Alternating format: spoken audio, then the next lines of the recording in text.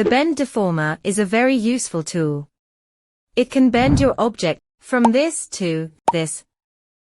So first things first, where is this deformer located? With the modeling preset active, look for Deform over at the top right. Click on it, then click on Non-Linear, then click Bend. Now let me show you how to use this deformer. With the object selected, click Bend. Now in the Attribute Editor, click Bend 1. Under Non-Linear Deformer Attributes, you can change the length of the handle by adjusting the values of low bound and high bound. With the Curvature option you can bend an object. Here however it is not bending as it should.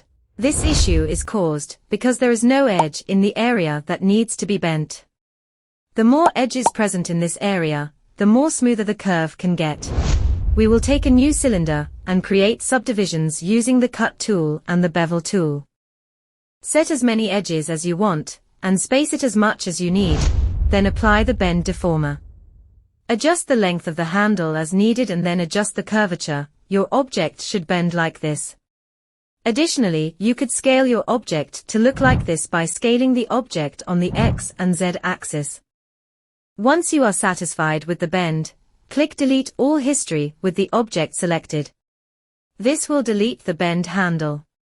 If you delete the handle using backspace, it will delete the model along with the handle. If you reached this far, you've learnt all there is to the Bend Deformer. With this deformer you can make a base shape for a donut by deleting these faces, duplicating the object, then positioning it, combining it, and merging the vertices. You could also make parts that connect two or more pipes together, which could be used in architecture designs, or a futuristic prop, or apparel. We have reached the end of today's video. If you learned something from this video, be sure to like and subscribe.